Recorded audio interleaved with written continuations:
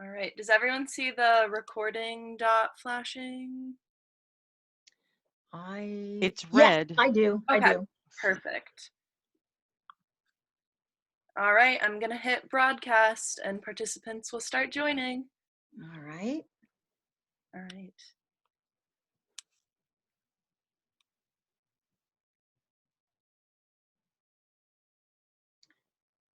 Haley, if you'll just wave at me when it's time for me to go. All right.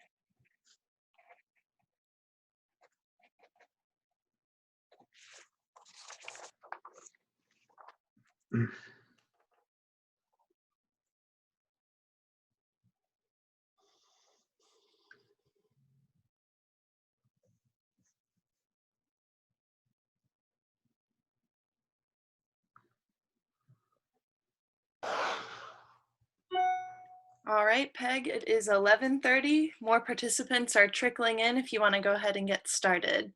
All right. Thank you, Haley. Welcome, everybody.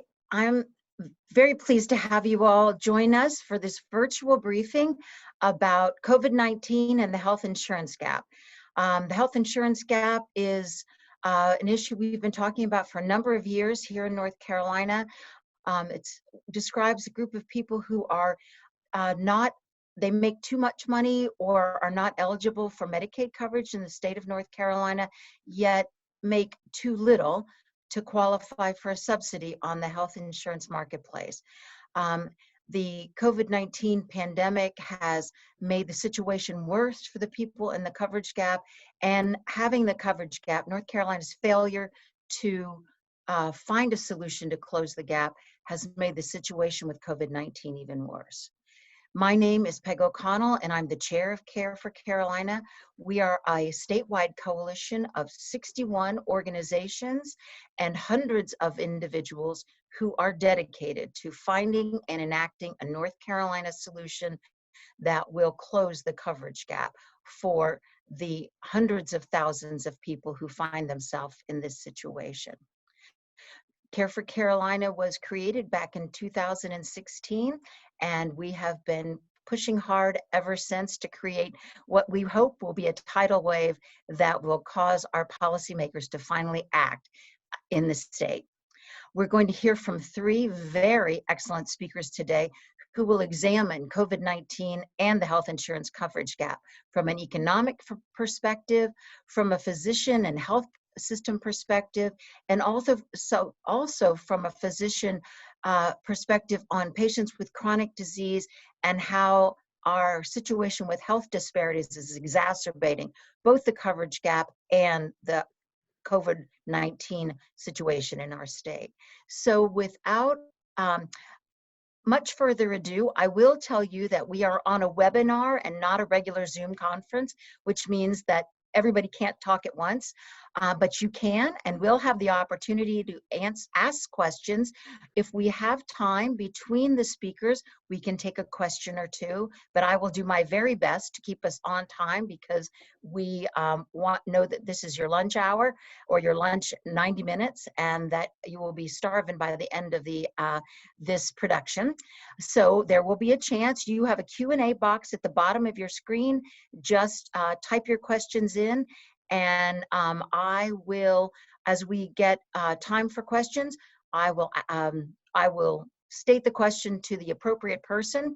And then at the end, we have reserved a good chunk of time for questions and answers. So if your question doesn't get answered immediately, We will work it in at the end, and you will be able to see the faces of all the speakers. So without any further ado, it is my very great pleasure to introduce my friend and colleague, Jason Gray. Jason is a senior fellow for research and policy at the North Carolina Rural Center, and he's a wonderful speaker and a genius of all things numerical. So Jason, please talk to us about the economic and employment benefits and consequences of the coverage gap and COVID-19. Thank you, Peg.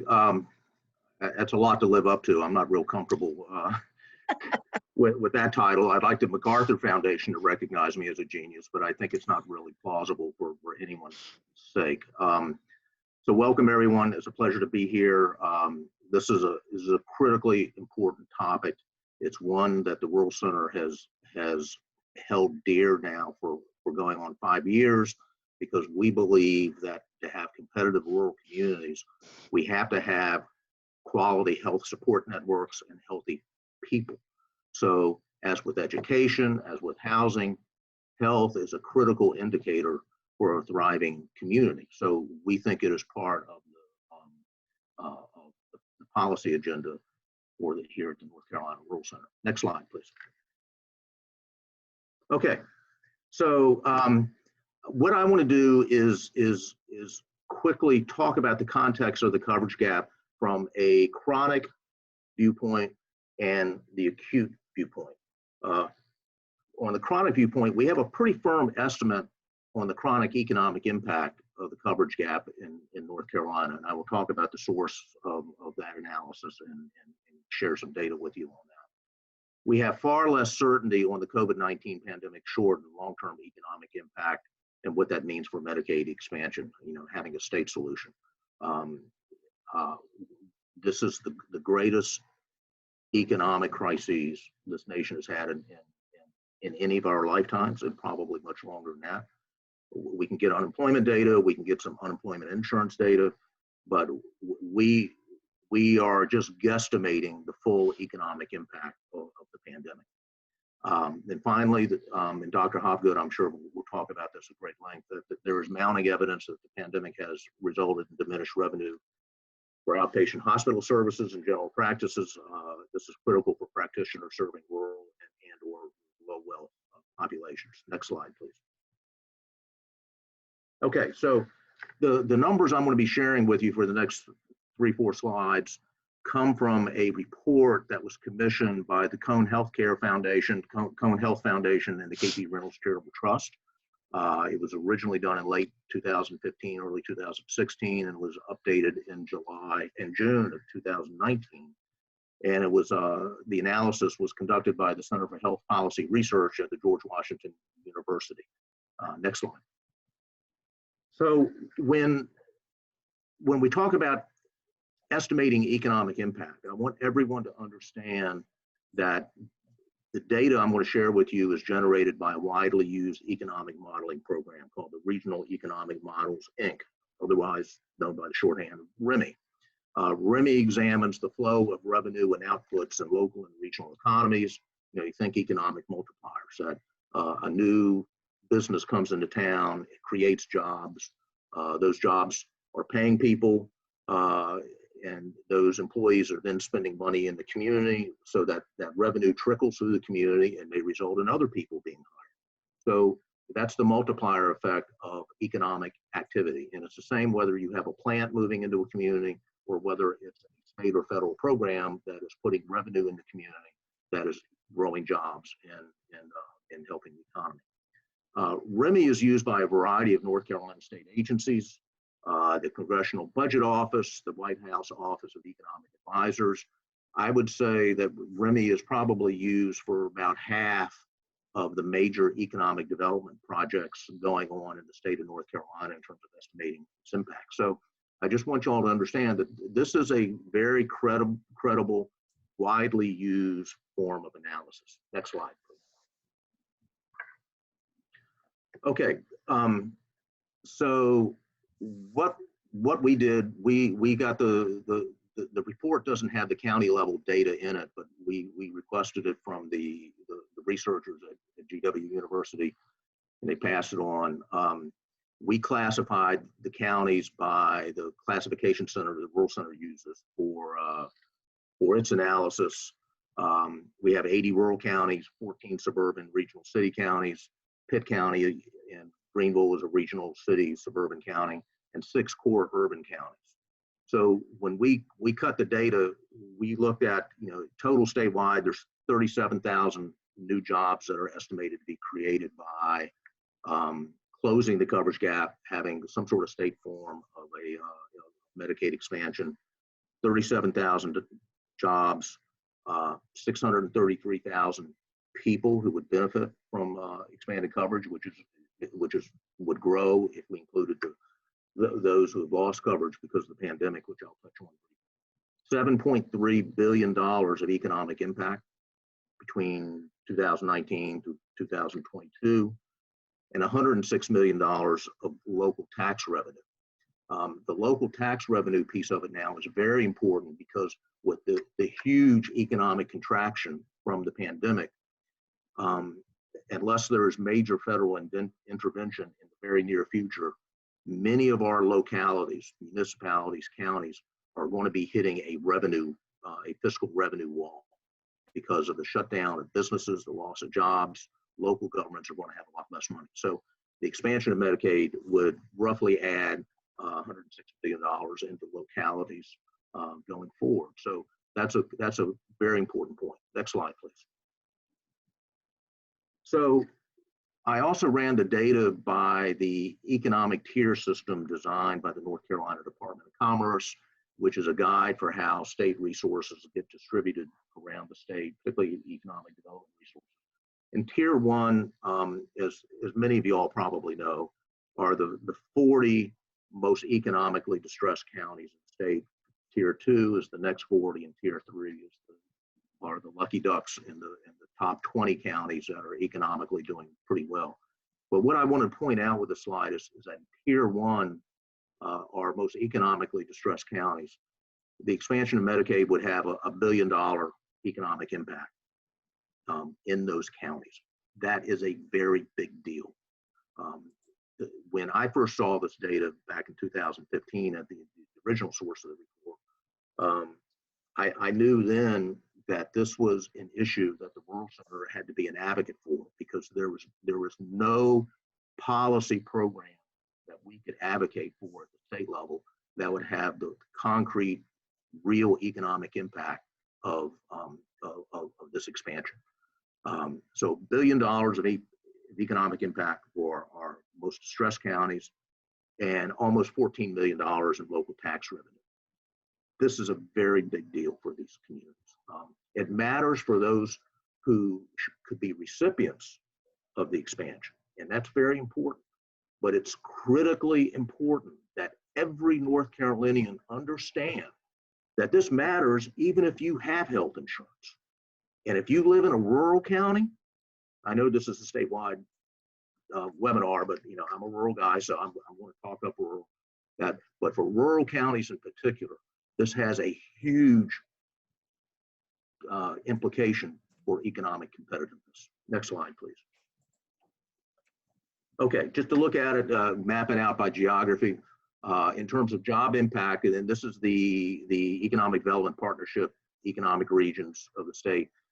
Not surprisingly, in terms of job growth, our core urban areas of the Triangle and the Charlotte region has the most job growth, because that's where the concentration of our medical professions are, and most of the job growth is going to be in the medical sector.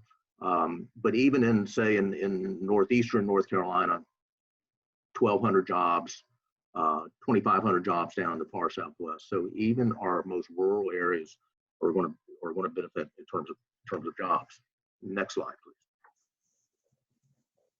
Okay, so again, gross economic impact, 2.2 billion in the Triangle. Again, this stands to reason. 1.7 in the Charlotte region, but even in the Northeast, $233 million. This is a real impact. I was just on the phone earlier today with a pastor I know up in Hertford County, in a Hosky, And he was talking about the role that the Biden hospital there in Hosky is playing in the region, and how important that is. And they would be a beneficiary. Next slide, please. Okay, in terms of new county tax revenue by 2022, 5.5 million in the Northwest, 7.1 million in the Southwest, which is probably inclusive of Buncombe County, so that's a big number there. 3.2 million in the Northeast. But I can't emphasize enough the importance of what this will mean for local tax revenues at a time. The best estimates I've seen for the recovery from the pandemic, it's going to be late 2021, probably well into 2022, before we begin to turn the corner. And that's only if we really get a grip on the pandemic here in the short run. So again, this has a huge impact beyond just the beneficiaries of Medicaid expansion. It benefits everybody. Next slide, please. Okay, so what I want to do is I'm now shifting from fairly firm analysis to a little less firm because I want to just review quickly with you all what we're seeing in terms of employment change as a result of the pandemic. I'm going to review some data from labor data on employment, and then just a little bit on unemployment insurance claims, which has really been our only real-time source of what the economic impact would be. So looking from January through May of this year, for our 80 rural counties, a decline of 182,000 people employed, a decline of 11%. In our 14 regional city suburban counties, a decline of 184,000. So similar, but at a higher percentage. But for our 6 urban counties, a huge decline of 286,720 people employed, 15% decline. So you sum that up, 653,000 jobs lost, a 13% decline in employment. Now, if there are any other economic geeks on the webinar, what's interesting to me about this is that this is a total flip from the Great Recession from late 2007 through 2009, which disproportionately hit rural communities. And rural communities compared to urban North Carolina was much, much slower to recover from the Great Recession. I mean, we had numerous rural counties that did not begin to see employment growth until 2015. So the cruelty of the economic impact of the pandemic was that for much of rural North Carolina, they were just beginning to recover when the pandemic hit. But because the pandemic initially hit retail, food, and accommodations, those sectors are more clustered in our urban core counties and cities. So the impact has been disproportionately urban, but we're beginning to see the spillover now into the manufacturing. Burke County, Catawba County have had fairly substantial declines in their manufacturing employment. And should the pandemic continue its economic devastation and its health devastation, we'll see that spread into other sectors. Now, the good news is that from April to May, once the federal CARES Act, PPP funding came in, we saw a healthy increase in employment from April to May. So we staunched bleeding. And I expect when the county numbers come out for North Carolina for June, well, actually they have come out for June, that we're going to see, actually they haven't come out for June, I'm sorry. When they come out for June, we'll also see some increase there. What will happen for the rest of the summer, it's hard to say, because we've seen the resurgence of the pandemic in some other parts of the country.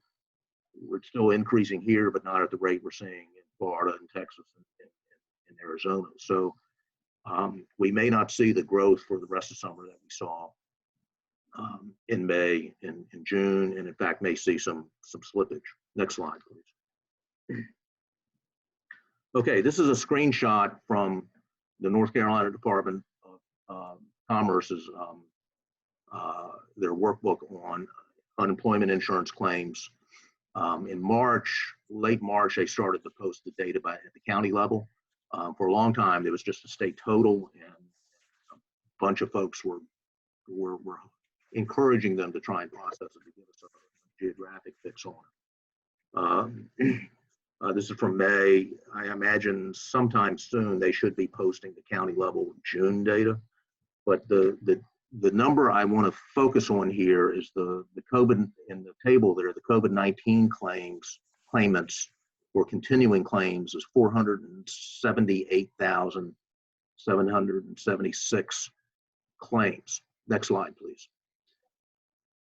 So what I want to do is just do a little bit of projection to estimate what the unemployment insurance or what the unemployment crisis means in terms of health coverage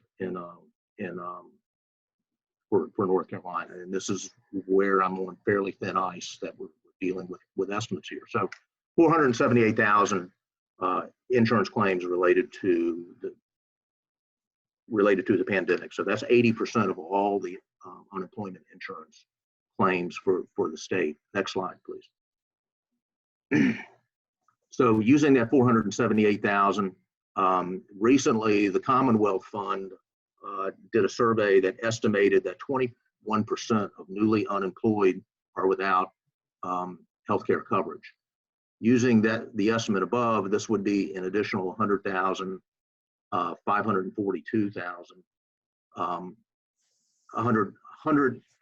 542,000 individuals who now no longer have health insurance, added on top of the roughly 600,000 adults, non-elderly adults in the state who were estimated not to have health insurance. So that's just one estimate, and I again emphasize it's an estimate. It's going to take us a year before we fully understand the economic consequences or the healthcare coverage consequences of the pandemic. That 20%, at 40%, it would be 191,000 additional people without health insurance. So these are folks who are unable to afford their health needs, who are going to be economically distressed from being able to seek help, and these are people in dire need, and these are working people. Next slide, please. So in terms of looking at other economic impact, I've been seeing a number of stories as news reports, as many of you all have, that while where we have pandemic hotspots, we're seeing increases in hospitalization and stress on hospital system. But it's also the case that many practices are themselves, who of course are businesses, are being stressed because people either can't afford to seek medical help or they're afraid of contracting the virus. So there's been a decline in visitations to medical practices. There was an article posted recently on the Journal of American Medical Association that summarizes this very, very well. Their estimation that 97% of medical practices in one survey were seeing declines in revenue. Medical associations in Texas, Indiana, and New York reporting reduction in work hours and salaries. Again, the fear of exposure and the loss of income being major reasons for these declines. And the article pointed out, and this seems obvious, it's probably obvious to the medical professionals, but it was an aha for me, that pediatric practices in particular were hard hit because they're not in the Medicare stream, which is where some of the CARES Act stimulus has come from. Next slide. And I'm sure Dr. Hobgood is going to cover this much better than I. So just in closing, one, I would say that 20%, 21% estimate of increase in people unemployed, of unemployed people without health coverage. There was an article in the New York Times yesterday that cited another report by the National Center for Coverage Innovation, which interestingly had their estimate for North Carolina. They had statewide estimates, was an increase in 20% of the uninsured population. So roughly of the adult population, non-elderly adult population in North Carolina, 20% increase, or 20% now are without health insurance. This is like the 4th or 5th highest in the country. So again, Medicaid expansion, closing the coverage gap would have a huge economic stimulus for the state. It's not a panacea. It's not the sole solution, especially now with huge economic decline. But it would help a great deal. And compared to those states that have expanded Medicaid, that did cover the coverage gap, it would put us back on an equal economic footing. Because the bottom line is that we are hurting our economic competitiveness, in addition to the health of individuals, by not doing this increase. Now, with that, I'll hush, and if there's time for me to take a question or two, I'm happy to do it. Maybe I should look at the Q&A to see if there's a question here. Can I do that? Okay, why is North Carolina the 4th or 5th highest in the country for recently unemployed who have lost coverage? That's a very good question, and I don't have a totally good answer for it. I think one of it is yes, Peg. I can't hear you, Peg. So.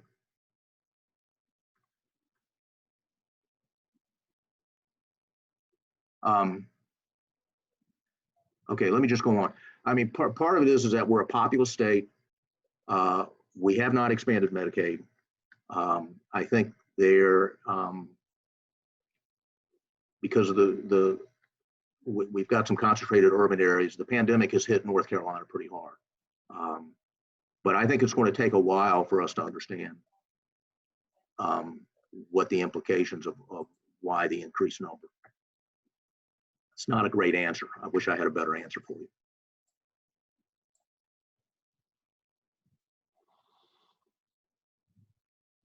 All right. Well, this is Dr. Lacey Hobgood. Peg, I think you're still muted. If you want to unmute yourself in the top right corner of your screen, Thank you, yeah. Dr. Hobgood. I was having a little technical difficulty. So for those of you who worried about me, thank you. So it is my pleasure to say thank you to Jason and to take just one moment. I just got a text from Erica to tell you that we have 162 people joining us on this webinar, and they are from across the state. So welcome to you all. Now it's my pleasure to just introduce very briefly Dr. Lacey Hobgood. He is a governor with the North Carolina American College of Physicians. He's a medical director of adult and pediatric health at Brody School of Medicine. At East Carolina, he's a practicing physician and an administrator, so he is looking at medicine from a variety of different perspectives, and he's going to share those with us today. So please, Dr. Hobgood. All right, thank you very much. I do want to be clear that today my comments are my own. I'm not speaking with the perspective of East Carolina University. And while I am the governor of the North Carolina chapter of the American College of Physicians, again, my perspective today is really my own. I am a product of North Carolina, grew up in North Carolina, grew up in a small town in North Carolina for several years, practiced in Anson County, very small town of Wadesboro, where for a period of time I was half of the pediatricians and half of the internal medicine physicians in the entire county. So the perspective that I'm bringing today is that of a small town doctor taking care of real people. My job here at the medical school is to teach resident physicians to go, and the medical students to go out and practice taking care of people. And I'm going to build on what Mr. Gray said. He talked a lot about the economic impact, and I'm going to focus on medical impact. And what I heard him say at the beginning of his talk is we're already in a bad situation even before COVID, and COVID has made that worse. And that's what I'm going to talk about. So let's advance to the next slide and talk about pre-existing conditions, which is to say, what are the problems that we have dealt with even before COVID? And while she's, okay, very good. So the first thing that comes up is understanding the difference between the people who are uninsured and the people who are underinsured. And so this is analogous to what happens with auto insurance. You have to have automobile insurance to get your driver's license. And there's some people that have the minimum acceptable coverage. And then there's some people that have additional coverage. And then there's some of us, yours truly included, who has underinsured coverage to cover things that happen if somebody else didn't have enough insurance. There's not directly underinsured health or medical insurance, but the fact of the matter is everything gets paid for somehow. And the dirty little secret in healthcare finance is those who have insurance actually subsidize the care for those that don't have insurance or aren't able to pay for anything at all. So the uninsured population, the people that have absolutely no insurance at all, some of them are undocumented immigrants, and they would never have access to Medicaid or Medicare regardless. Some of these people, as I've mentioned before, are working and they're working hard. The people I take care of in Eastern North Carolina that fall in this category are agricultural workers, farm workers, commercial fishermen. A lot of the clergy actually fall in this category. They do not make enough money, and their church is not able to pay for benefits, including health insurance. But they make too much to where they will qualify for Medicaid the way that the entitlement structure is currently written.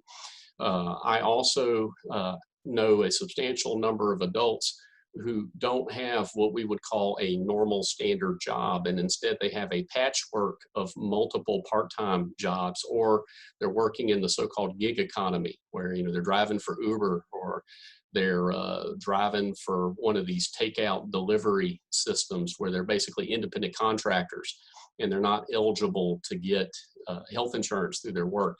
And so these are people that do not have access to health insurance. That is a different situation from those who have insurance, but frankly cannot afford to use it.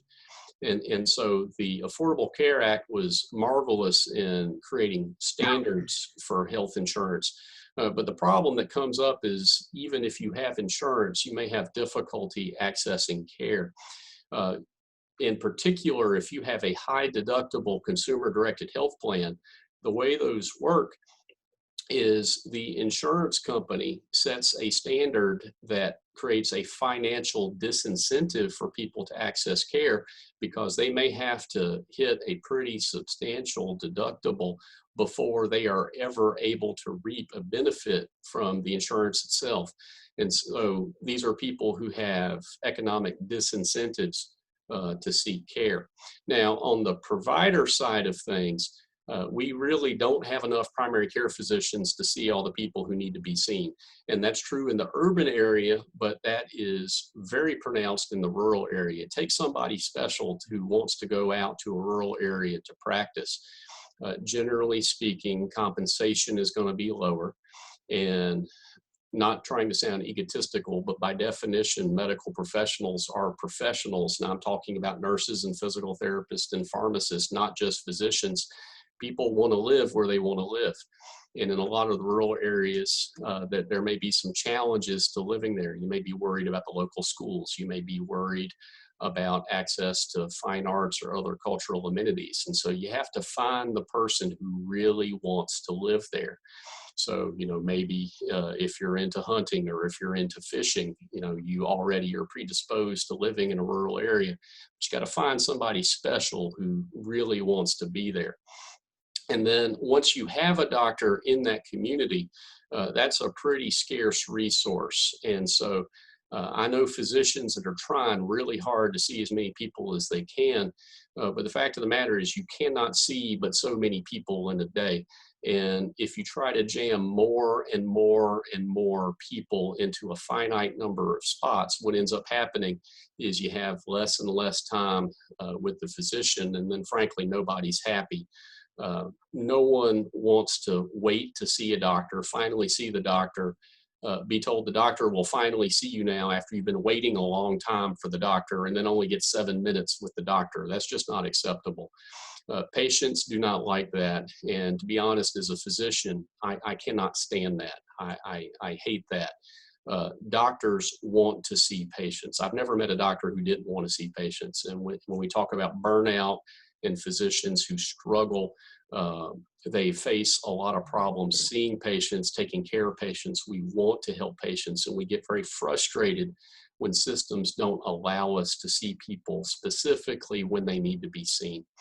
And so what ends up happening is patients seek care outside of a medical home. And it's not their fault. It's because they don't have a medical home to go to, either because one does not exist or because it exists, but it's already full with other patients. And so the doctor is not accepting new patients because they're already over empaneled. And what ends up happening is people seek care in an urgent care center or a so-called doc-in-a-box type of place, or they go to the emergency room. And the emergency room often ends up as the safety net for people. And that creates multiple problems. So you're now seeking care in the absolute most expensive location, the highest risk location, a location by definition that does not have continuity. You're going to see different people every single time because the ER has doctors who work on a shift basis, and they're not going to have a longitudinal relationship with anybody that they see. So if you have a chronic health condition such as hypertension or diabetes, you really want to be seen in the same place over and over again, so that when we do decide to start medication or implement a treatment plan, we can see how you do over time. Time is one of the best ways that I ever make clinical decisions with my patients. And the one thing that they don't have in the emergency room is time. They got to make decisions right now. And it's very difficult to see, well, what was happening a few months ago and what has worked well, what has not worked well. And so we really want people to be able to develop longitudinal relationships with someone who actually knows their health history and can take care of them and follow up with them and see how they progress through time. And so what I'm telling you is that they're both patient factors and healthcare professional factors. And this is even before COVID-19. And my perspective as a physician who has been a small town doctor and is now working in a major academic center teaching other people is that both in the small town area and in a referral center, these problems are everywhere. They are all over the state. And that was even before COVID-19. So let's advance to the next slide and let's talk about how COVID-19 has made things even worse. So we had the pre-existing conditions, and now we have something that's upset the system and that's made things even worse. Mr. Gray has already talked a lot about the economic impact.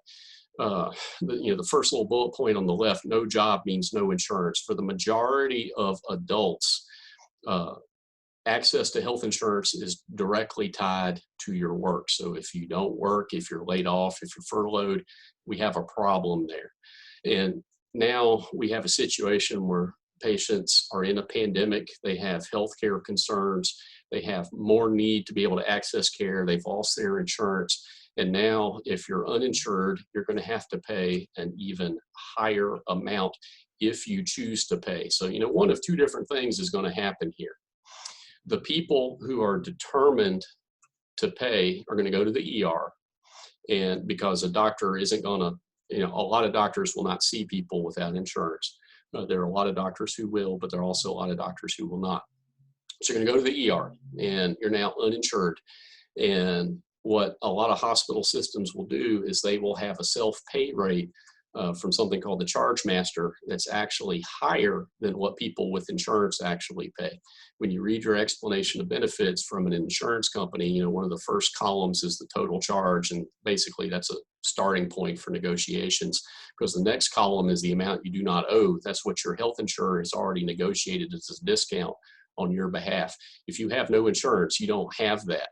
And so one of two things happen. You either get hit with a ridiculous bill that you work hard to pay because you're somebody who your entire life has been working hard and you try to pay your own way, or you don't pay it at all. And so either the patient himself has a major financial problem, or if the healthcare system, that hospital, that clinic, has a lot of patients who don't pay. Now that institution has a revenue problem. So, either way, it's not going to be good. The question is the pain direct to that patient or family, or is the pain direct to the clinic or to the hospital? Now, the other thing you have to understand is historically, most physician billing is structured around office visits, and the definition of an office visit is seeing somebody in person. That's called evaluation and management billing. And it's really something that Medicare sets. And most insurance plans basically structure their rules to match Medicare. Medicare is basically the 800-pound gorilla in the insurance market, and everything else flows naturally from that. So when Medicare sets rules, other people follow. So as an example, Medicare has a rule that if I want to certify that a patient has a medical necessity for a device, I have to see that person in person. You may have seen ads on television for various products, oxygen concentrators, back braces, knee braces, splints, other sorts of things, hospital beds, bedside commodes, walkers, canes, what have you. All these things are considered durable medical equipment. And usually at some point in the commercial, they'll say, if you have Medicare, it's free. Well, nothing is free. What that means is Medicare will cover it with a $0 copay in some limited circumstances if you have a physician order, but the physician has to approve it, and the physician also has to have a face-to-face visit. During COVID-19, if we're not able to see patients in the clinic, we can't have face-to-face visits.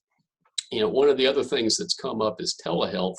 And the question that comes up is, if I'm in a telehealth visit, which is very similar to the webinar that we're having right now, is that equivalent to a face-to-face visit?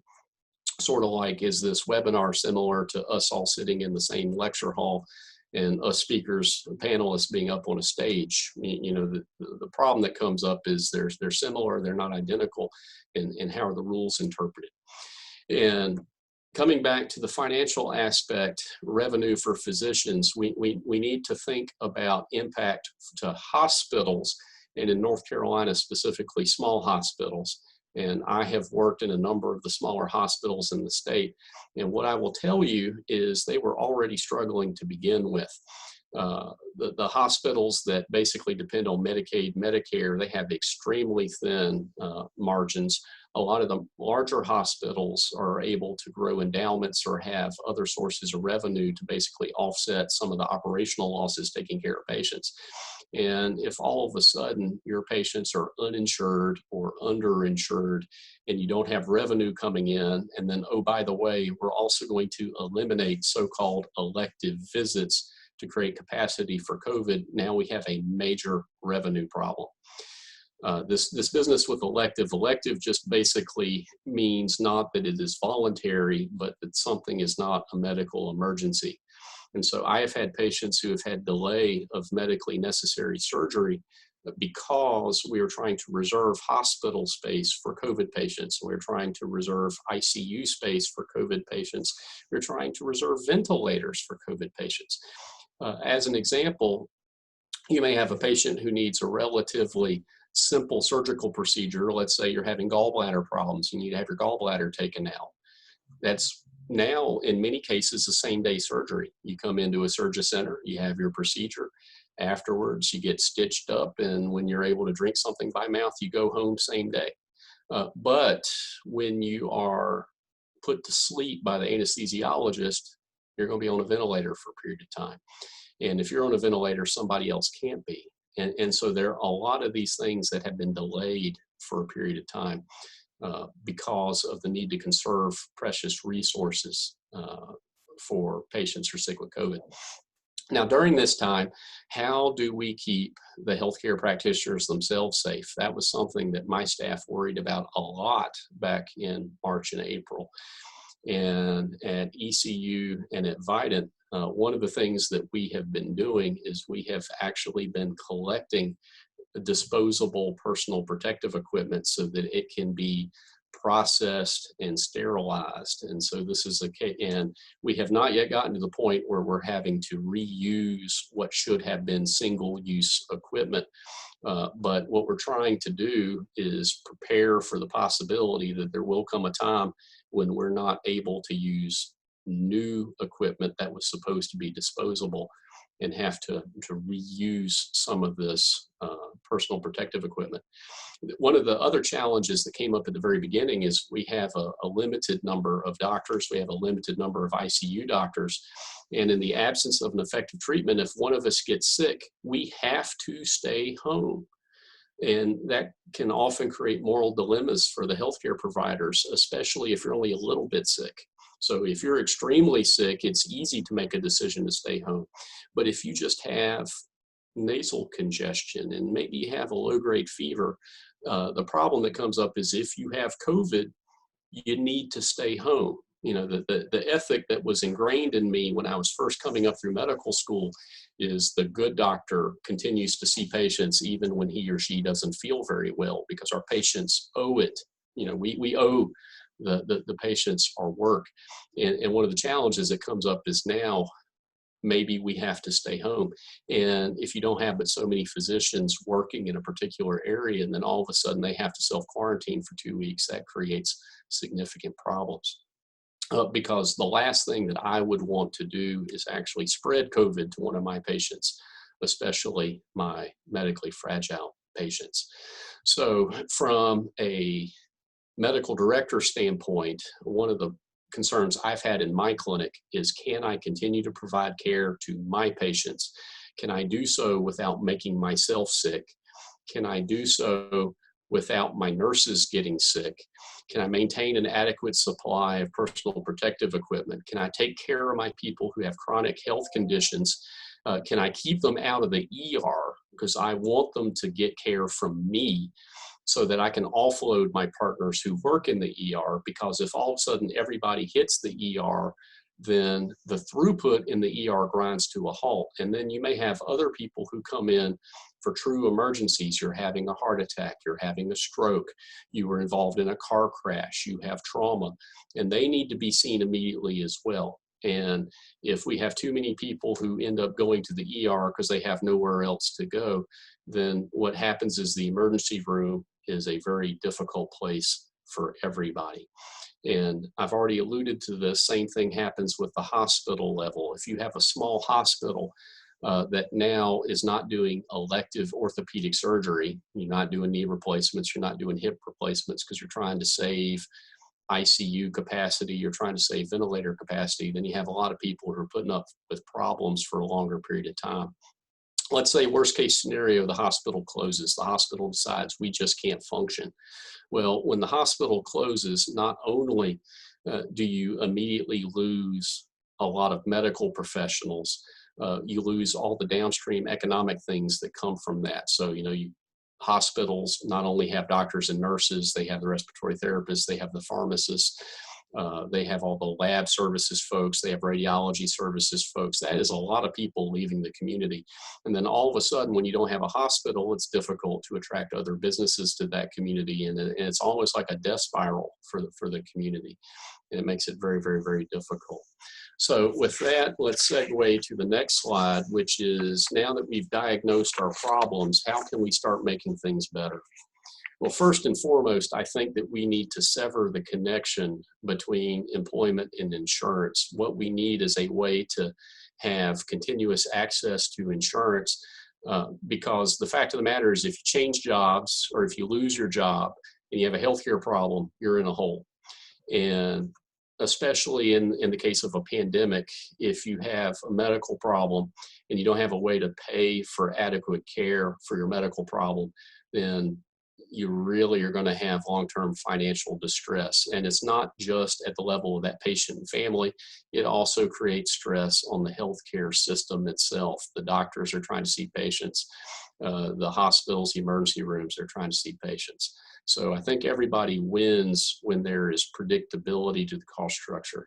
And Peg is warning me I'm talking slow. I'm Southern. I can't help myself. So I'll try to speed it up a little bit. You know, the other thing that comes up, and I've already alluded to some of this, is how can you have better access to primary care? So we want emergencies in the emergency room. The emergency room is meant for emergencies. It's not meant for people that don't have insurance. It's not meant for people that just have minor things.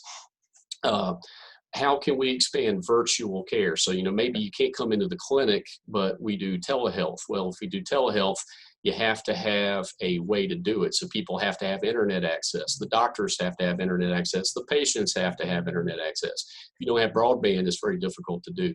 Can you come up with creative treatment models so that you can do other sorts of care not in the clinic? So for example, in my clinic, one of the things we started doing was giving immunizations to kids out in the parking lot, sort of like going to a drive-in.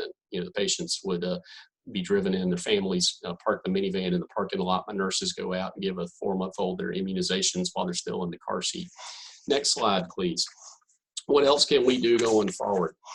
Changing the way doctors and hospitals are paid. So instead of fee for service, where the more we do, the more we get paid, maybe we go to a value-based care model. This is sort of alluding to Medicaid managed care, where instead of fee for service, we basically give doctors an assigned population and say, we're going to give you this baseline amount of payment, and it's your job to keep them healthy. And can you focus on wellness and not just sickness? And at the same time, can you eliminate or change economic disincentives to patients? You want them going to the right place at the right time for the right sort of care. You got to keep them out of the emergency room and get them set up with a primary care doctor. And you got to support those primary care doctors in those small clinics. You got to really help build that infrastructure so that patients have a place to go. And bottom line, as Mr. Gray said, is it really comes down to closing this coverage gap. There's a tremendous difference between those who have access to insurance and those who don't. My personal opinion is that healthcare is not a privilege. And it's not just a standard service or commodity. It's not something that you should get only if you can afford it. You know, it's really something that people have a right to receive. So with that, I'll yield the rest of my time, and I think we have questions and answers at the end. Thank you. Yes, thank you very much, Dr. Hobgood. And being a neighbor from Farmville, you don't talk too slow. So next, we have someone who talks very fast, but I'm not taking any of your time away, Dr. Wingfield. I've heard you speak before. Dr. Hobgood, thank you for sharing your perspective about what it's like in rural North Carolina to be a practitioner. Now we're going to hear from Dr. Karen Wingfield, who I've had the pleasure of hearing a number of times. She is a radiation oncologist and the director of Cancer Health Equity at Wake Forest Baptist Comprehensive Cancer Center. And she is a cancer volunteer, and she's going to talk about patients with chronic disease, our existing health disparities, and how COVID has exacerbated this entire situation. And then we will have time for questions at the end. Very good. Take it away, Dr. Wingfield. Great. Thanks so much, Peg. And I must say, I am so impressed by both Mr. Gray and Dr. Hopgood. You guys did a fantastic job kind of setting the framework actually for this next segment, because there are so many issues that have pre-existed COVID that now have been exacerbated by this pandemic. And, you know, yes, I'm a cancer doctor, but as you've heard, you know, I direct the Office of Cancer Health Equity. And what that means is that part of my job is to figure out how to make sure that everyone has access to cancer care, and that they have the same capacity to survive cancer and to survive it well. And we know that even with respect to cancer, that pre-existing conditions, including social context, impacts one's ability to survive cancer and to survive it well. So a lot of this discussion is really, really relevant to the COVID pandemic, and a lot of the work that I do has been highlighted in this current pandemic. Next slide, please. One of the things that I have watched are the numbers. We all have, right? The numbers of the COVID-19, which is the sequela of the coronavirus and infection with coronavirus. We've watched this pandemic march across not only the United States, but the world. And obviously, from this slide, you can see that it affects different places differently. Although, when you look at the most densely populated areas, there has been this groundswell of COVID-19 and infection with coronavirus. We are now at over 13 million confirmed cases, which is a lot. Next slide, please. Here in the United States, though, we have the highest number of COVID cases. And, you know, we've not handled this pandemic well. You would think that this virus that has the capacity to affect everyone is going to affect everyone in the same manner, but here you can see geography matters. Look at what's happening in the southern region of the United States, where you have this uptick of cases. Yes, we see it in our highly urban population, so densely populated areas are going to have highest risk as well, but certainly in the southern region. And what's unique to the South? What's unique to that area that is in that dark color down there? Well, we know that also if you overlay race ethnicity, that is where a high concentration of African Americans are. Next slide, please. This is critical for us to understand that in the midst of a pandemic, we have an epidemic where Blacks are being disproportionately affected. And we're not just talking about incidents of COVID-19, we're talking about deaths. 2.5 times higher than white people. And this is problematic for all of the reasons that we've already heard. Yes, there are pre-existing conditions. Yes, there are issues with respect to work and insurance coverage. Yes, there are issues with respect to access to care that go beyond having an insurance card. I've said that over and over and over again. Having an insurance card does not guarantee access for all of the reasons that Dr. Hopgood talked about, being underinsured, but even having a place to go. But here in this country, Black people are dying from a pandemic that affects everyone. Well, why is that? Next slide, please. These are the numbers for North Carolina, and I thought it was important to show. This is not just about Black people, this is about the social determinants of health, how our healthcare system is failing multiple strata, including rural people. Many of the numbers that I'm going to talk about certainly can apply to some of our rural counties as well. But look at what's happening in the Hispanic population, where we can see that the percentage of individuals, we know that there are counties where the Hispanics are accounting for 60 to 70% of the new confirmed cases of COVID. And what's interesting is that their death rate, though, is not that high, which is good. So that means they're contracting the coronavirus, but they're not necessarily dying of it. Next slide, please. In contrast to African Americans, where indeed they are contracting the virus at higher numbers, but they are also dying of it at higher numbers right here in North Carolina. Well, why is that the case? Next slide, please. When we take a look at what's happening around the country, and we're going to use New York because obviously New York was the epicenter of the COVID pandemic here in the United States for so very long. I'm pleased to announce that I think yesterday was the first day that they did not have any deaths from COVID, which is fantastic. But when you look at the numbers and you look at what's happening and what are the reasons, what are some of the underlying conditions that actually increase risk for death from COVID? Look at the number one, hypertension. So cardiovascular disease in the form of hypertension and diabetes, those two things alone account for the leading comorbidities and probably outpace all of the others that you see in terms of what are leading causes of death. Next slide, please. And guess what? Communities of color, in particular African Americans and American Indians, also have these as leading cancer disparities. They have the greatest risk, they have the greatest disease burden, particularly African Americans. And I think, American Indians, we just don't have enough numbers, unfortunately, particularly here in North Carolina, where they comprise less than 1% of the population. But these are some of the same disparities that we see in the American Indian population, and some of those numbers are being borne out the COVID pandemic as well. But obesity, cardiovascular disease, cancer, diabetes. We just talked about the fact that these, in particular, hypertension, cardiovascular disease, and diabetes are two of the greatest risk factors for dying of COVID. And those diseases are also highly prevalent in the African American community. Next slide, please. Of course, I'm an oncologist, so I've got to talk about cancer. Cancer doesn't care about COVID.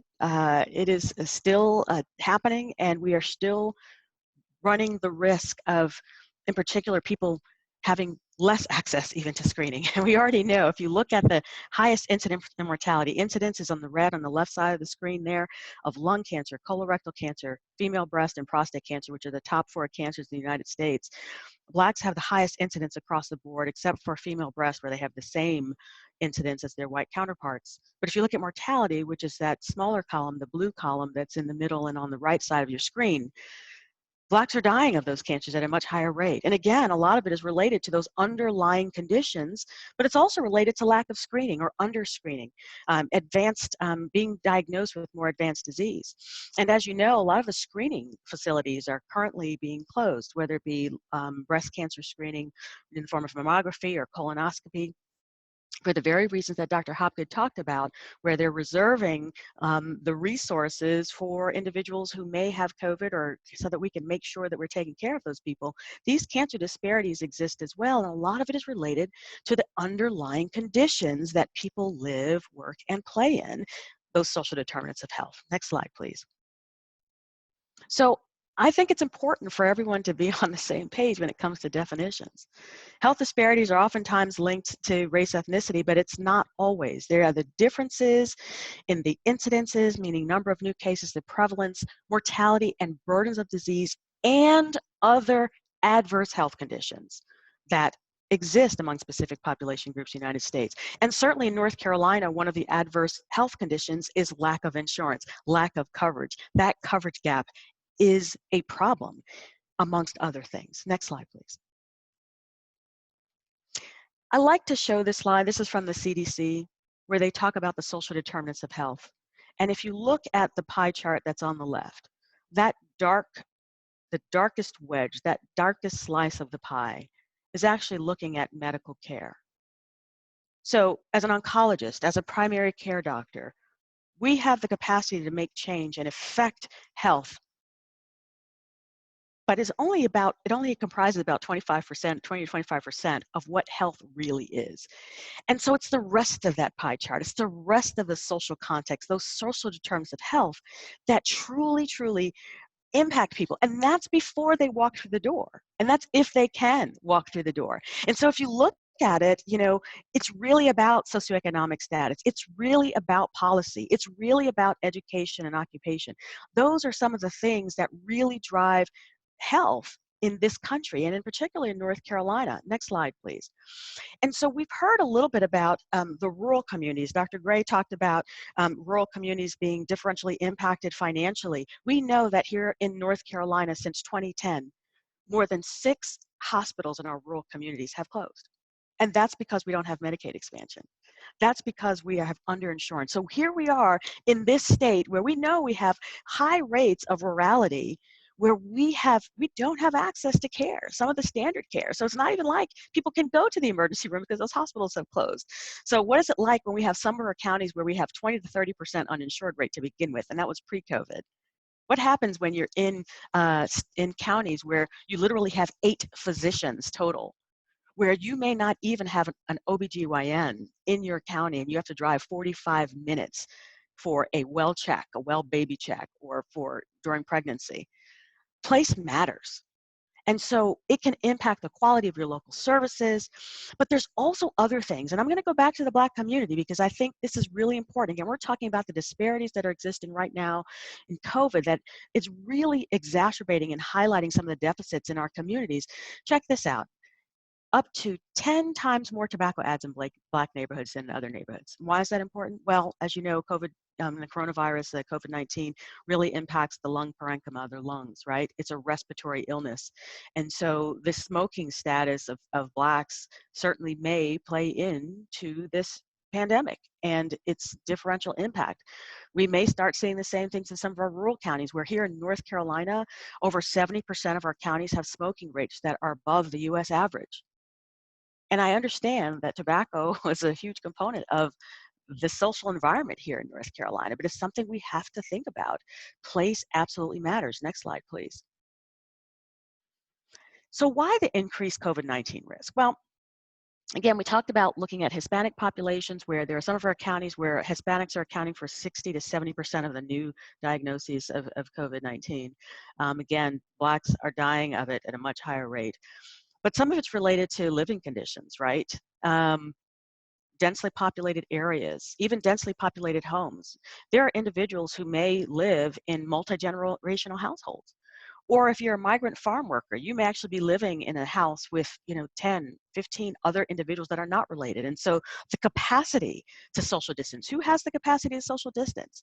Believe it or not, that's a matter of privilege. It's not just about whether or not somebody is wearing a mask or not all the time.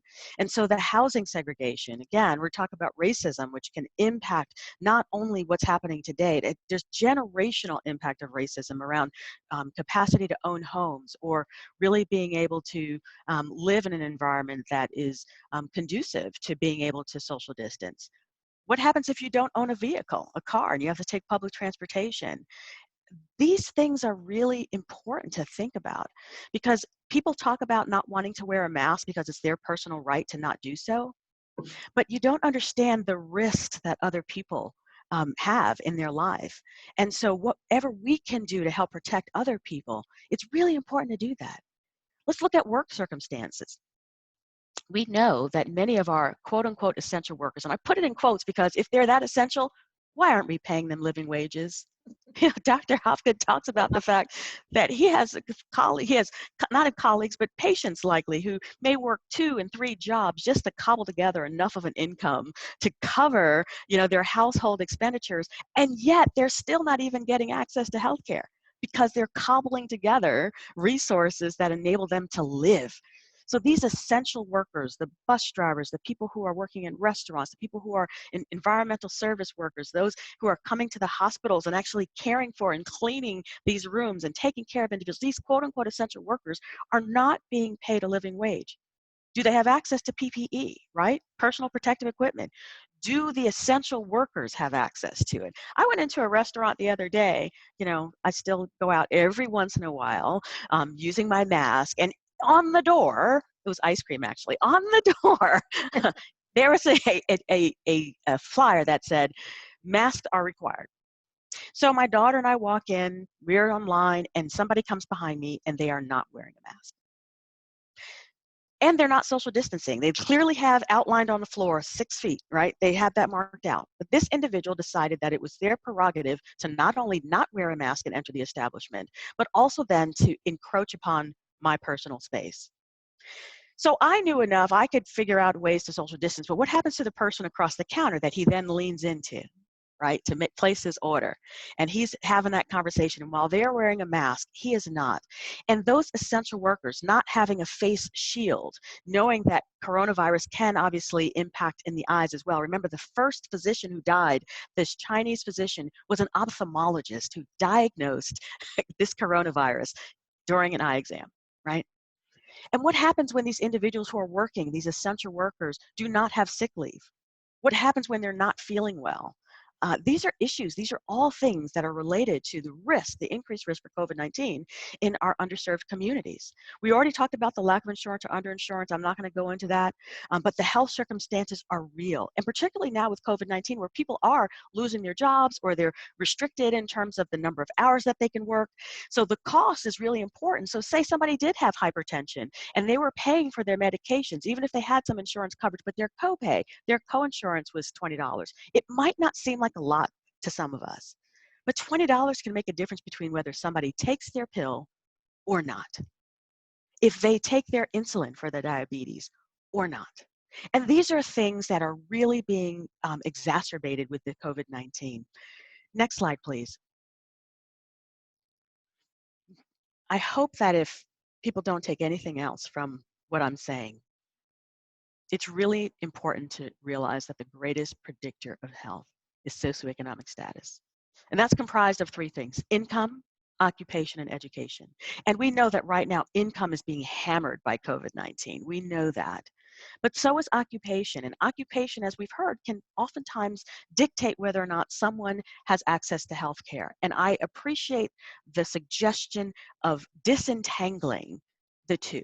We've got to make sure that people have a right to their health care and having their coverage and having their chronic needs taken care of, because we know that individuals who have chronic disease burden are at much greater risk of not only contracting COVID, but also dying from it. Next slide, please. The challenge here in the United States is that unfortunately racism is overlaid in terms of a lot of the issues related to socioeconomic status. We know that We've done studies that have looked at people who may have the same exact credentials, same exact resume. And if you have a Lakeisha and you have a Sarah who sends in the same exact resume, guess who's going to be taken, right? Guess who's going to get the job? It's not going to be Lakeisha because your name sounds too ethnic, right? So we know that racism is pervasive along all of these issues, that it impacts socioeconomic status. It certainly impacts environmental exposures with dumping sites that are oftentimes right next to communities of color. We know that stress in terms of microaggressions and other forms of overt racism, particularly if you see with the recent instances where George Floyd and Ahmaud Arbery, and we see it over and over again now because there's recordings, but this is what's been happening for centuries in the Black and brown communities. And access to care, access to testing. Where are the testing sites for COVID? Really important to remember. Next slide, please. Again, economic stability being one of the primary social determinants of health. I'm not going to walk through this because I do think we've touched on many of these things, but really important to make sure that we are being thoughtful of how the social determinants of health play into the chronic conditions that do lead to increased risk related to COVID. Next slide, please. And I put this on here because yes, there is a personal component, right? Tobacco use is a personal decision. Obesity can be personal, but we have to remember the social context and the environment that people find themselves in that sometimes can lead to obesity or other things that make them at higher risk for diabetes and hypertension, et cetera. The environment plays a huge part. The community plays a huge part. What resources are there? But we are going to talk about policy, right? Because policy impacts all of that. Policy impacts whether or not your community is walkable, whether or not there are sidewalks, whether or not there are playgrounds, what resources are available to help with education and make sure that our children are getting to the educational level they need so that they can then move from one economic level to the next. All of these things are rooted in policy, and that's why this conversation is important, because we can advocate for our communities. Next slide. Many of you may have read this. This was a brief kind of overview that I talked about is the rationale, the need for Medicaid expansion. We know that if we had Medicaid expansion, if it had pre-existed, many of those comorbid conditions would have been addressed. And not to say it have been a substantial decline, because that takes time to see. But the fact that people may have diabetes that's untreated, hypertension that's untreated, again, putting them at higher risk for some of these illnesses is really critical. We talked about the fact that we've had hospital closures in North Carolina. This is unacceptable. And so we've got to do what we can now to advocate for Medicaid expansion for all the reasons that Dr. Hopgood talked about, for all the reasons that Jason discussed. Really important for us to talk about that now. Next slide, please. So I'm going to leave this here available. Certainly, these are social media contacts. We have really started this podcast that is focused on Blacks and trying to figure out how we can address some of the issues related to Blacks in the communities. Hope people will take a listen, and excited for the Q&A that's about to happen. So thank you. Very good. Dr. Wingfield, like I said, I was grab a hold and hang on, because you really took us for an exciting and very thought-provoking ride. So I thank you very, very much. Now we're going to have a couple of minutes of our director, Erica Palmer-Smith, who is the director of the Care4Carolina Coalition. She is going to talk about some potential policy options and some current legislation, just to bring everybody up to the same place. And then we will dig into our questions and answers. And we'll dig into our questions, and hopefully we will have answers. So, and I am seeing the toll come up in the little question box. So there are a number waiting for us. So Erica? Yes, and I will first just mention that Dr. Wingfield's op-ed will be included in a follow-up email I'll send to everyone who jumped on today, so that you all have access to read that full article. It was very informative, and I think you'll all appreciate that. I want to first state, North Carolina has the ability right now to close the coverage gap, with the federal government covering 90% of the cost. Legislative leadership has chosen not to take any action towards closing the gap as part of their initial response to COVID-19. Now, presently, there are 3 bills sitting in the legislature that are intended to address the issue. I'll briefly go through a few of the ones that have been filed. House Bill 655 would have provided health coverage to anyone in the gap at no cost to the state. It did include provisions around work requirements and premium payments. It was voted out of the House Health Committee overwhelmingly with bipartisan support at the end of 2019, but it was never given a vote on the floor. It is still eligible for movement, but we do not believe that there is a current pathway for this bill. House Bill 5 and Senate Bill 3 were appropriations bills also filed in 2019, which would have allowed for a clean Medicaid expansion. They have not been heard. House Bill 1040 was filed in April and would provide for a clean Medicaid expansion in North Carolina. And House Bill 1103 would provide marketplace subsidies for the coverage gap population to allow them more of an opportunity to buy into the current healthcare marketplace. Because both of these bills currently lack bipartisan sponsorship, we do not anticipate any movement. Moving forward, we believe that it is critical that our state address the health insurance coverage gap more so now than ever as our state suffers through this pandemic.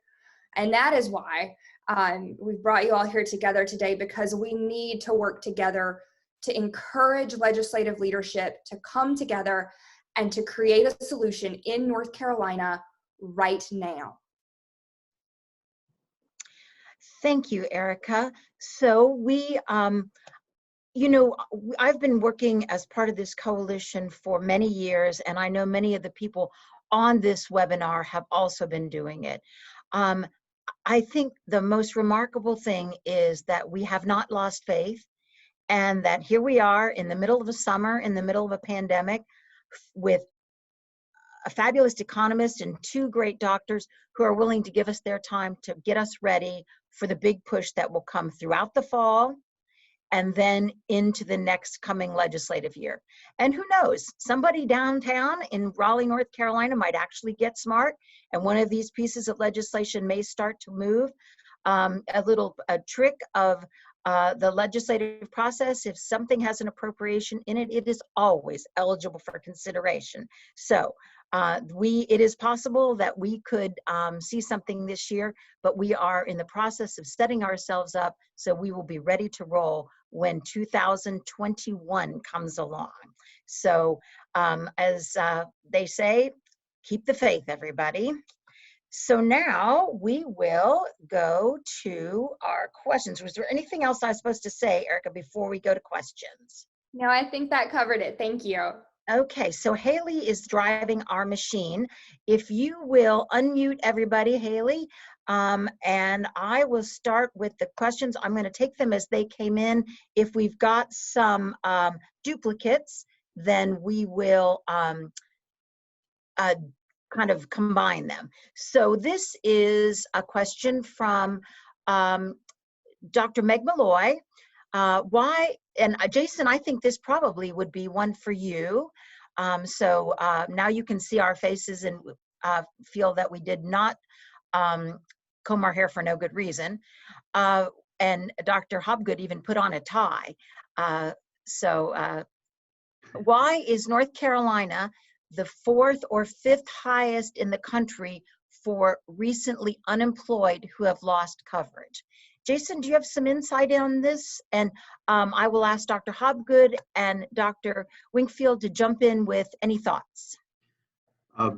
Just very quickly, I think it's a function, again, remembering that the pandemic, the employment decline was first in retail, and accommodations and food services, okay?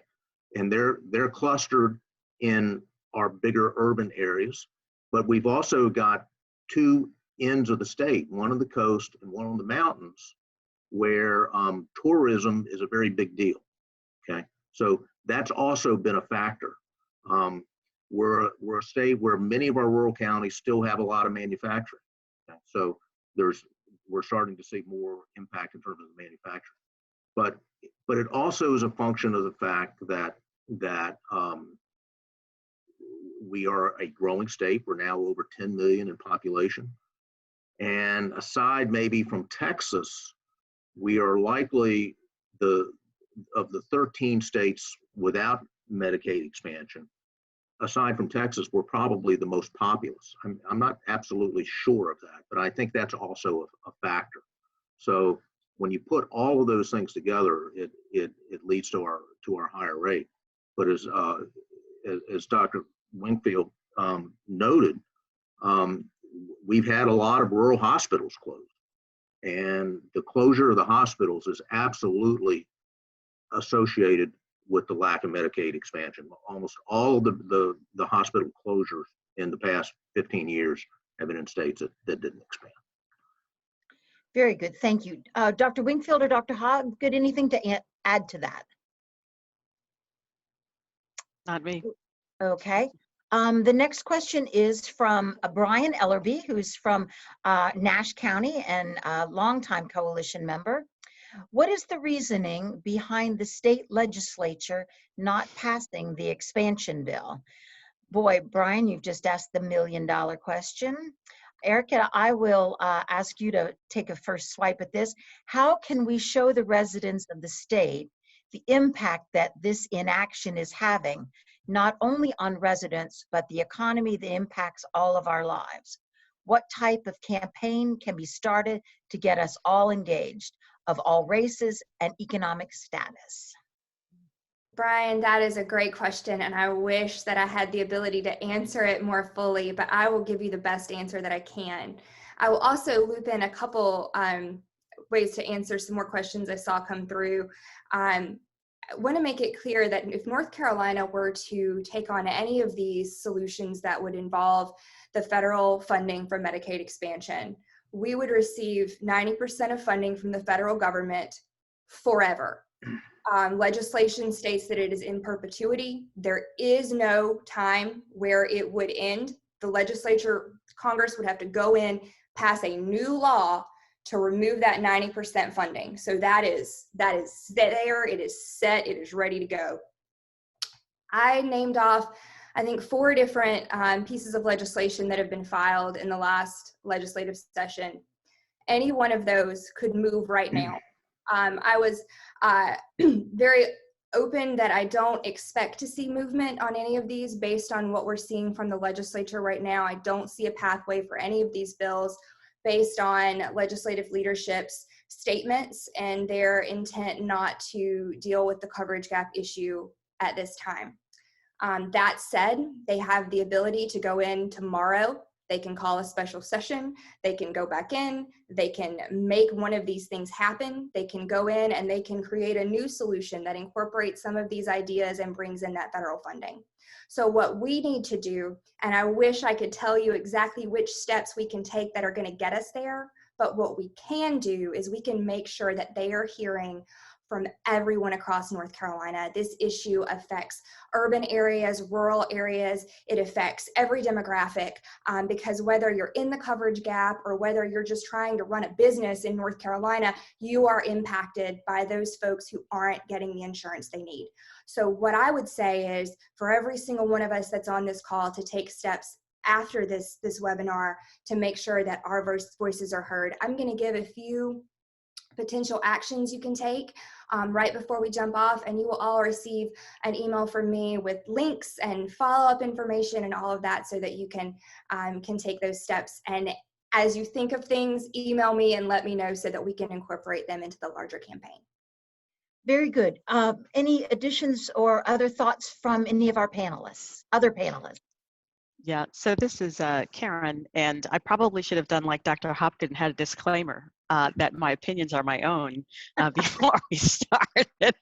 You know, unfortunately, Medicaid expansion has been so highly politicized, right? I think that's the bottom line. And so it has really become a left-right issue, and it should not be. And in fact, there are some of our state legislators are so frustrated because they understand and they really want to move this needle, but it's been really hard. And I think the suggestion from the person who asked the question about what campaigns can we have, what are the ways that we can educate individuals? You know, I took a lot of stuff out of my slide deck because, you know, everybody talks about the presidential election and we know that that matters, right? We know that that matters. But what matters even more is what's happening on the local level, right? So yes, it's our federal, it's our state, it's our legislators that go to the Capitol and go down to Washington, D.C., but it's also our state legislature that really is important, our local bodies, city council, that it makes decisions that impact the health and the well-being of our communities each and every day. And so I encourage people to understand what is happening from a legislative perspective in our communities and where are the decision points. I actually, frankly, it was hard. It was a challenge for me coming from Massachusetts to North Carolina because the way that the community is structured is very different, right? Where we have city council and community individuals who have appointments that make decisions, and it's just very different. So I think it's really important to understand the legislative landscape where we are, and campaigns around education around that would really be helpful, in addition to explaining the economics of what our decisions in this state have been. Very good. Dr. Hobgood, anything to add? So just to add to that, I'd say it's a political decision, not a medical decision. In medicine, the way that we often gather evidence to decide what works and what doesn't work is something called a randomized controlled trial. And with randomization, what we're trying to do is create two different groups that we think are reasonably similar, so there's not already a pre-existing difference or a bias between this group and that group. The closest thing we have to a randomized controlled trial for insurance status and Medicaid expansion is the Oregon Health Experiment. So for those of you who want to do a deep dive on that, you can Google the Oregon Health Experiment.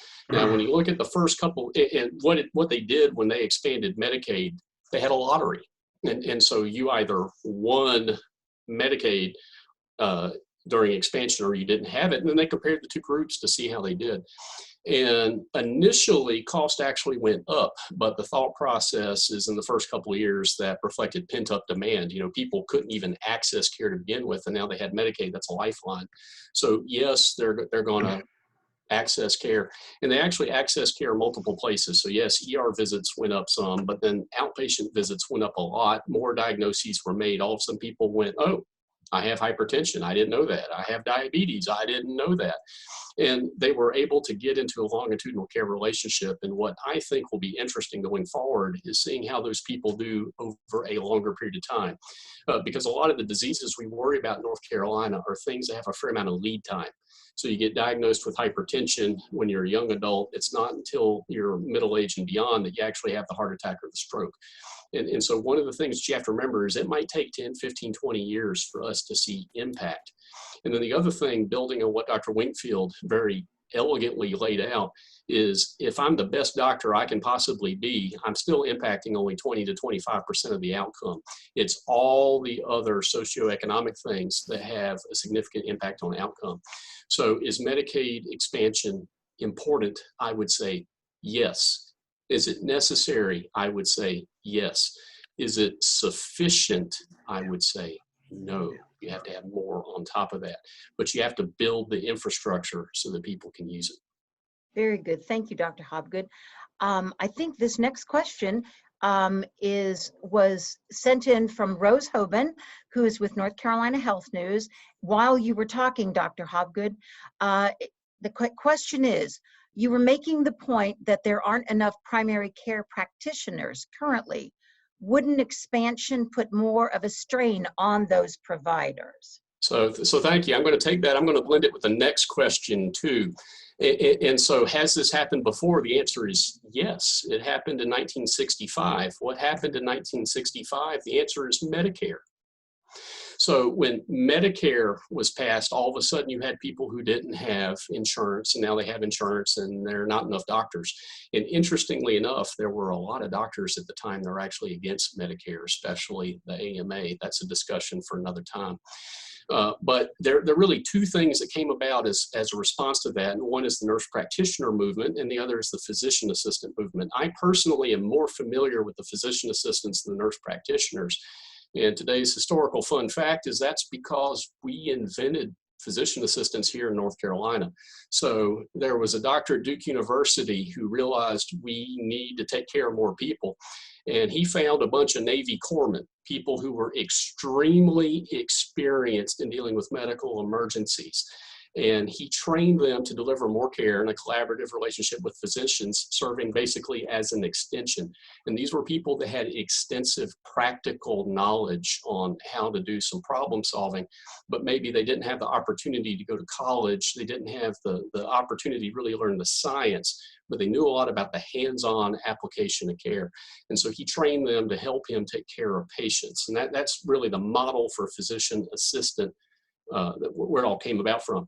The nurse practitioner is a similar sort of thing. I think the first ones were in Colorado, is somewhere out west. I don't hold me to that, but it's a similar principle where you have nurses who have a lot of real world experience. And really the first nurse practitioners were in the realm of pediatrics. And so an extremely experienced nurse in the clinic was able to make good decisions and triage things and triage concerns.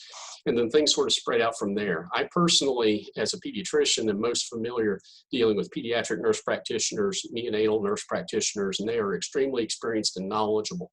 Now, here's where things start to sort of split from nurse practitioners, PAs, and then the MDs and the DOs, so the doctors of osteopathy, and the medical doctors, the allopathic physicians like myself. And that really comes down to with the requirements for scientific education. I'm not saying the others are not scientific, but what I am saying is in order to go to medical school, you have to have a bachelor's degree. And so you have 4 years of college and then you have 4 years of medical school. But even when you finish medical school, you can't practice independently. You have to go through a residency training period. My period was 4 years. And even then, I have a certain scope of practice. And so I am board certified in both internal medicine, so I'm a doctor for adults, and also pediatrics, so I'm a doctor for children. So the term I sometimes use to describe myself is a comprehensivist because I take care of people of all ages and all disease states. And it took many, many, many, many years of training to get to that point. When I first became a resident physician, we did not have work hour restrictions. And the most number of hours I worked taking care of patients was 120 hours in 1 week. I'll let you do some math to sort of figure out how much I was sleeping. The answer is not much. Where I'm going with this is it takes an extreme amount of time to educate people so that they can really take care of a broad variety of things. A lot of the med students I work with now, they want to subspecialize. They don't want to be family medicine doctors. They don't want to be internists because they want to only have a knowledge base that covers a very narrow realm so they can have mastery of that material. Because there's comfort in specialization and knowing a lot about just a little bit instead of having to know a lot about a lot. Now, translating this back to nurse practitioners and PAs and where there can be challenges in having them help with the coverage gap. If you have PAs and NPs that are going directly to PA or NP school from college and they don't have that lead-in of decades of practical real-world experience working as a Navy corpsman, working as a bedside nurse, working as a clinic nurse, they don't have the clinical support, the clinical background to help them make decisions, and they didn't have that extremely long lead-in time, and they end up having to do a substantial amount of on-the-job training. And if they don't have access to good mentors who can help guide them with decision-making, what often ends up happening is they have trouble making all the decisions on their own. They end up referring people to subspecialists when maybe problems could have been handled in a primary care clinic by somebody who had a longer training period. And it actually creates problems because we have a limited number of subspecialists in the area. I'm sure Dr. Wingfield has multiple examples of patients that have been referred in for consults when, you know, maybe things could have been handled a little bit differently closer to home, and maybe patients didn't have to travel as far to see a subspecialist, and maybe there would be less pressure in a subspecialty referral clinic if things could have been handled just a little bit better closer to home. Dr. Hopgood, thank you. We have about 8 more questions, but we are out of time and we will soon lose our Zoom. So I apologize for, I'm going to give Erica the last word, which is a very short steps for action, and then she'll tell you about the follow-up. So thank you, all 3 of our panelists, very, very much. Yes, thank you. And for folks who are still on, I know we're losing folks as we've hit that 1 o'clock time, but please know that I am going to send this in an email and you will have this information. So you're not missing anything, but I will, for those of us still on, quickly go through some really easy steps that people can take right now.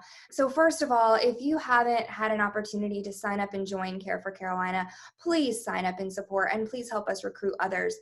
The way that the Care4Carolina Coalition is most powerful is because of the organizations and businesses and individuals that we represent. And so if you'll go to our website, care4carolina.com, you'll see on our Act Now page an opportunity to sign the resolution for your organization, to sign on as a business leader, to sign on if you're an individual, for us to send you more information. Please help us continue to recruit folks in. The second thing is to write a letter to the editor and send it to your local paper. Right now, it is more critical than ever that we keep this drumbeat, that this is not something that can just be ignored, because it's too impactful and it affects too many people. So if you would like to write a letter to the editor and you've never done it before and you don't know where to get started, well, that is what I am here for. I am happy to help you get any kind of information that you need or help you learn how to write that letter. Just reach out and let me know, and we will do what we can to help you. If you know your legislator, if you don't know your legislator, now is a great time to meet them. Virtually, of course, I would recommend. But talk to your legislator. Make sure that they're hearing from us. You know, the more that they hear from their constituents, the more that this is going to resound in their head, and the more of them that are realizing this is something we have to deal with, that's when we get this done.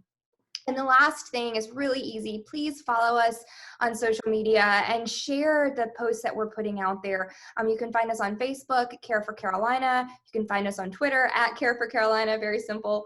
Again, I'll send that out in an email. But Haley, who's been managing this webinar today, is doing a phenomenal job getting some new information up for us on social media. So please follow us and help her get those messages out. And thank you all so much for joining. I think this was a really great step we made today to make sure folks heard from these incredible panelists to learn more about the issue so that they can act. Again, thanks to each of you who spoke. Jason, Dr. Winkfield, Dr. Hobgood, thank you very much. Erica, as always, you were wonderful. And Haley, you drove the bus very, very well. For those of you who we didn't get to answer your questions, we will try to follow up, and Erica will send you all this information. This webinar has been recorded, so we will put it up so people can go back and tell me if my hair looks good or whatever, but also to listen to these important speakers again and to look at the data they've presented. So I think, Erica, if it's time, we will say thank you very much. Everybody, enjoy the rest of your afternoon, and keep on keeping on. Take care. Thank you. I learned a lot. Bye-bye. Thanks. Bye, folks.